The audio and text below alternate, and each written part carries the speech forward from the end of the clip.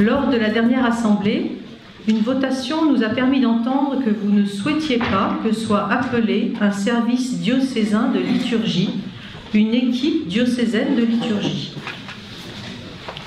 Vous avez été entendus. Cependant, et compte tenu de la densité des réflexions à ce sujet, nous avons jugé bon de ne pas faire l'impasse totale sur la question de la liturgie que nous vous proposons d'aborder autrement. En essayant d'être le plus objectif possible, ont été relevés 3 grands domaines de la liturgie où se concentre le plus de réflexion. La célébration de l'Eucharistie, le besoin de célébration qui rassemble et la célébration des funérailles.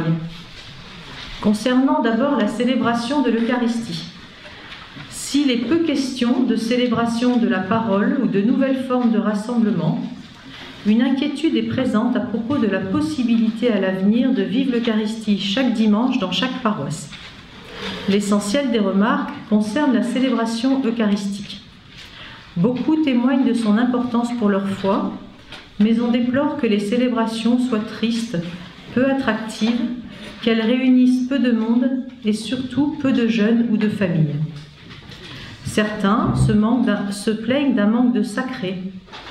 D'autres souhaitent plus de simplicité, moins d'encens et de latin, assimilés à la liturgie d'antan, celle d'avant Vatican II. Il est question de rites incompréhensibles, de manque de sens, de signification, même pour les paroissiens habituels. Certains réclament des explications, des choses beaucoup plus faciles, des célébrations simples pour que l'on comprenne et que l'on partage. Plusieurs personnes témoignent d'un glissement des célébrations communautaires vers des formes rituelles plus individualistes. Voici quelques thèmes fondamentaux, quelques mots-clés pour orienter vos prochains partages de foi. Un besoin essentiel pour les célébrations eucharistiques, la joie. Le besoin de sacré. Permettre la participation active. Miser sur la beauté de la liturgie, l'art de célébrer.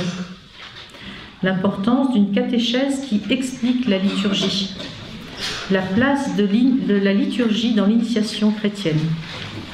Avec quelques questions pour approfondir. Qu'est-ce qui nous nourrit le plus dans nos liturgies? Que mettre en place pour que chaque je, JE, trouve sa place au sein du nous de nos assemblées? Et enfin, la célébration eucharistique est une célébration compliquée. Comment l'Église peut-elle faire preuve de pédagogie pour qu'elle soit une véritable source pour la vie? On avait une petite dernière, pardon. Que pourrions-nous imaginer concrètement pour que nos célébrations eucharistiques soient joyeuses, sacrées, participatives, belles, comprises, initiatiques et pédagogiques? Deuxième point, des célébrations qui rassemblent. Si nous peinons à remplir nos églises pour la messe du dimanche, certains événements tristes ou gais nous montrent qu'aux grandes étapes de la vie, la question de Dieu se pose. Il s'agit en particulier du baptême des petits-enfants, du mariage et de la célébration des obsèques.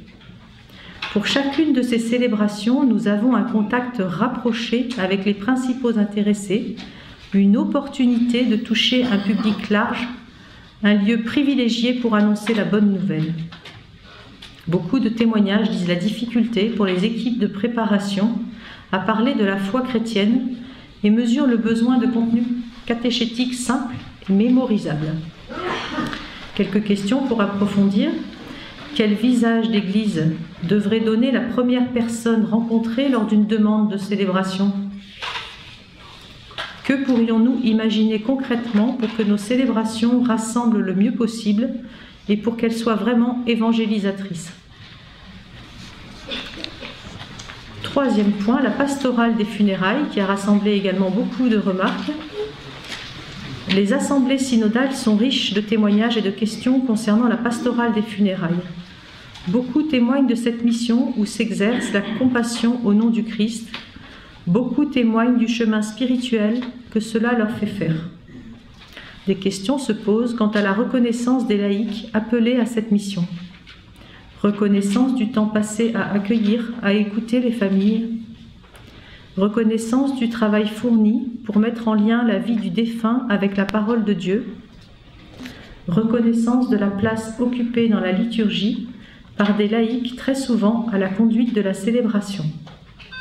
Se pose la question de l'appel et de la formation des animateurs liturgiques, de leur légitimité et de leurs compétences.